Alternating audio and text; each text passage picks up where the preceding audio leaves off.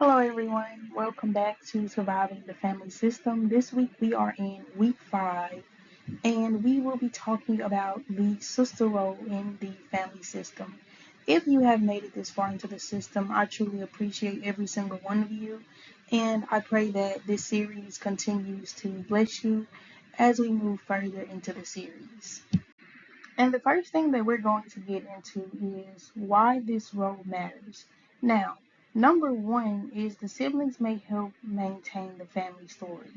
And the reason why they help maintain the family story is because, again, let's just say you and that person break up or whatever it is.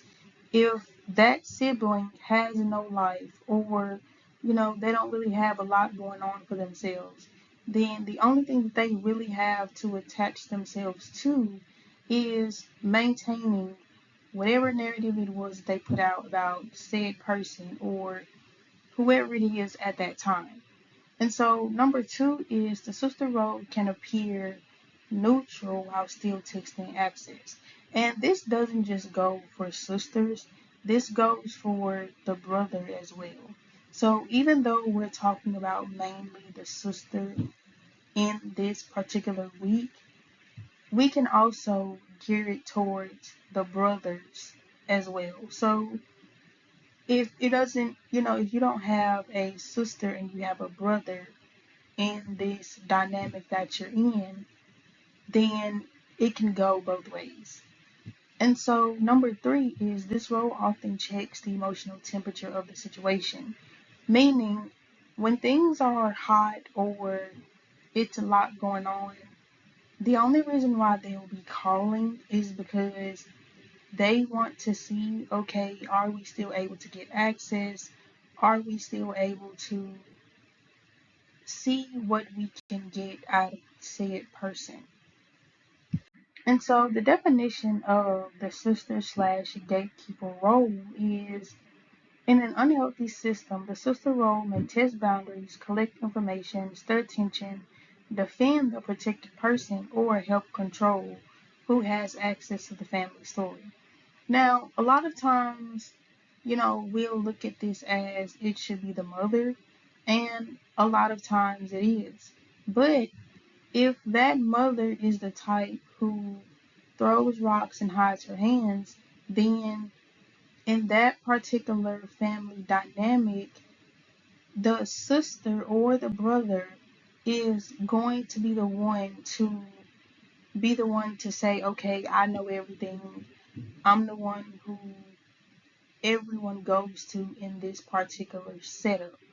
And so with the sister or brother may start doing all of these things that we mentioned. And it starts off very subtle at first. It starts off with just, you know, comments or, down talking, whatever it is that you're trying to do with the person that you're with. And again, if you have a brother, then it goes both ways as well. So here are the common patterns that you will see in a sister or brother in this type of dynamic. They'll ask questions to see what you know. They check whether you are still emotionally available. They may carry messages without appearing directly involved. They may defend the family member while claiming neutrality, or they may frame information gathering as concern. And a lot of times it is genuine concern, but when you really look at the root of what someone is doing, you're able to pick up on their tone, you're able to pick up on their mannerisms, you're able to pick up on how they call you, because that's another thing as well. When you're used to someone being a particular way with you and they start changing the way they do things, that is a way to signal to you, hey, I'm testing out this new theory to see how you handle it. And I can give you a prime example for me.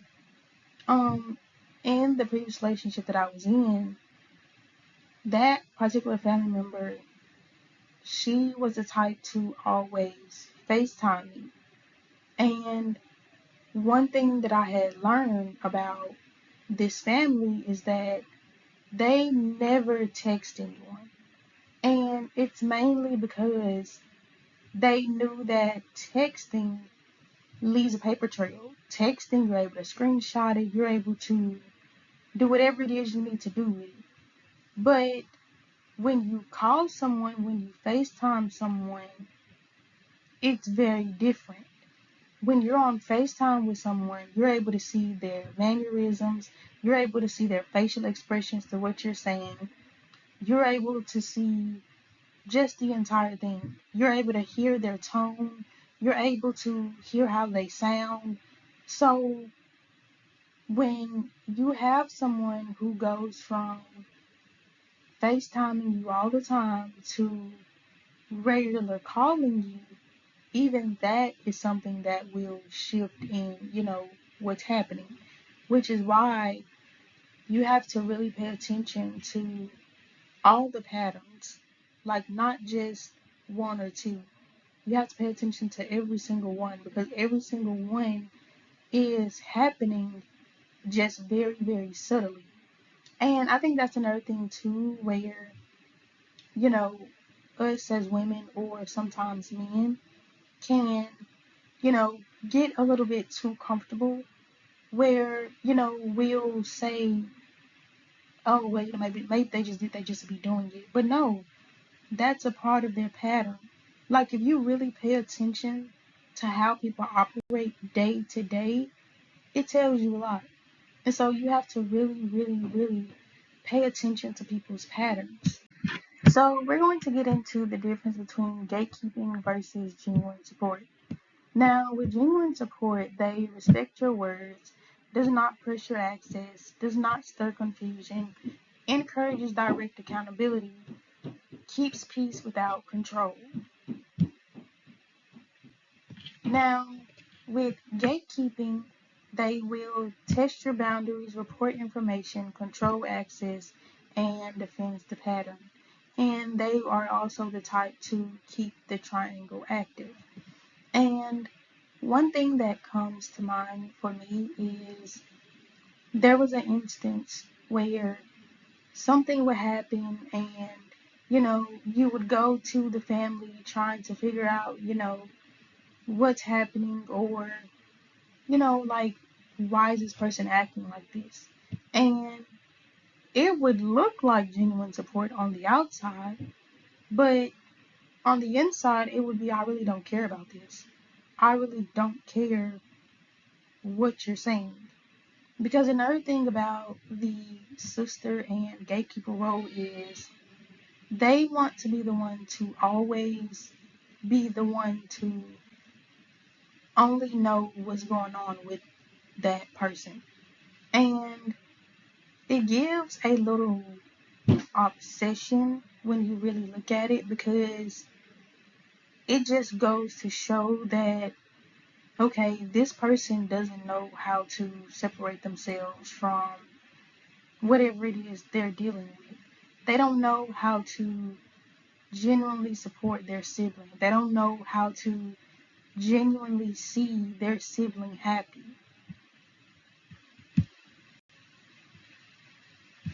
And so we're going to get into how to survive the gatekeeping.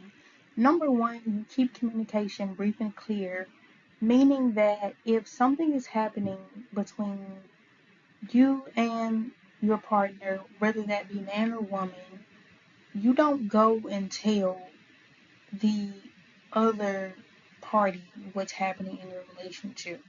Number two, you avoid explaining your emotions to people who are testing access, meaning that you cannot always wear your heart on your sleeve. Actually, you can never wear your heart on your sleeve unless you are truly dead and gone. That is the only time that you start wearing your heart on your sleeve. Because the moment that people see that they can get a reaction out of you, then that is when that they will do the most heinous things to you. And not only that, if you're with someone who does not know how to respect your relationship and if you guys are getting into it and they always go and tell sister, mom, brother, cousin, aunt, whatever it is, then that means that they don't know how to have an adult conversation. And a lot of times, sometimes it can be us who don't know how to have a healthy conversation.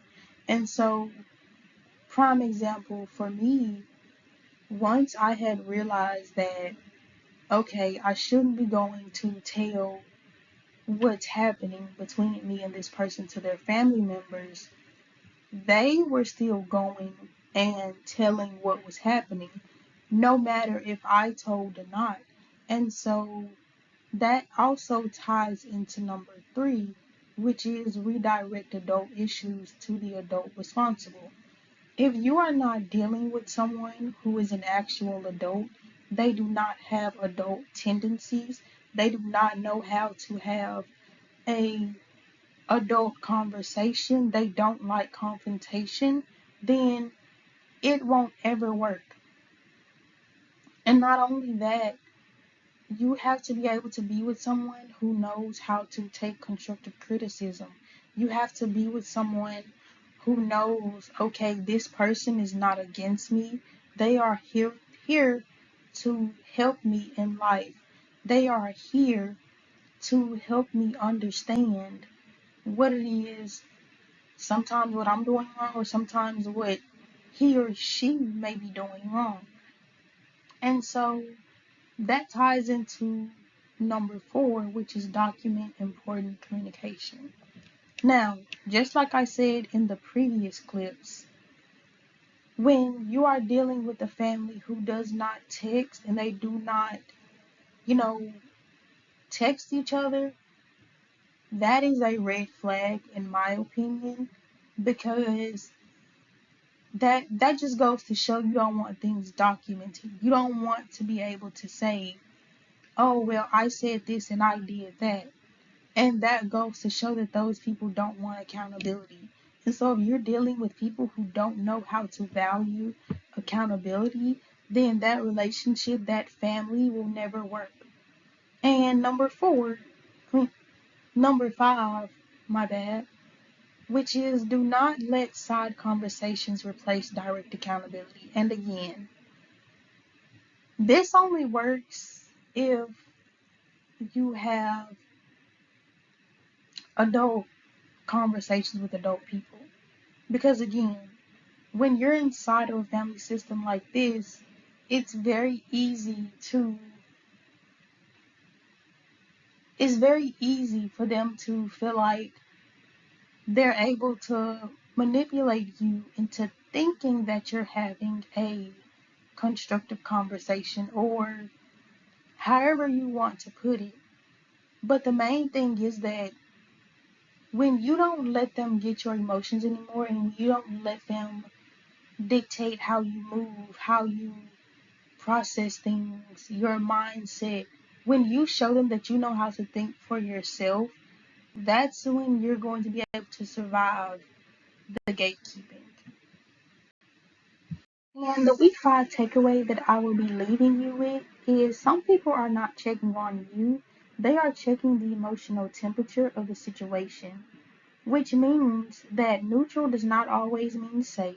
Information is access, and clarity protects you from unnecessary triangles, which all three of these points will help you in the long run, because one thing about it is that you're going to have to learn how to not always say too much.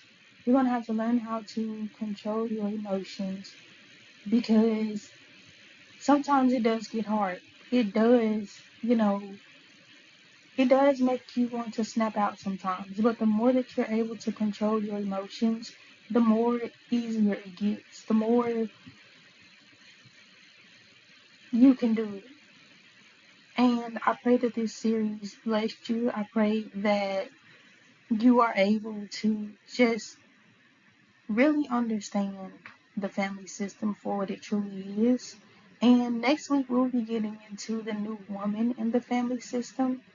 And the fun part about this one is I'll be able to give it to you from both perspectives as, as the new woman and as the person who was able to get out of the system. So I'm really excited about week 6.